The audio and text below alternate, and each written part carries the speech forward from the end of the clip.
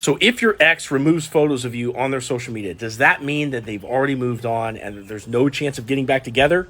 For the answer, watch this video. Well, the first thing you have to understand is that when somebody breaks up with you, they are excited about this new chapter of life that they're going to be entering into. Now, they probably keyed themselves up for this, almost like you would optimistically about a new investment. Imagine like somebody takes $5,000 of their hard-earned money and they hand it over to some, young investment broker, and they're like, oh yeah, it's going to do all this stuff, and they're like overly excited about the prospects of the opportunities.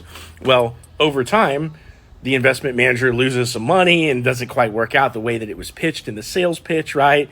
And then that person can start to come back down to earth as to what their financial prospects are going to be. Likewise, when you're broken up with, that person kind of overestimates the way the future is going to be out of excitement. And so a lot of time in this whirlwind of feelings of excitement, they're going to remove pictures off social media. They're going to gear themselves up for this new chapter, okay? And it hurts that they're feeling this way, right? Because you're not feeling this way. But they're authentically feeling this way, and they're getting caught up in the whirlwind. And over time, slowly, they become disillusioned with the dating world. People say all the time the dating world sucks. What happens? You get ghosted. You get stood up. You get rejected.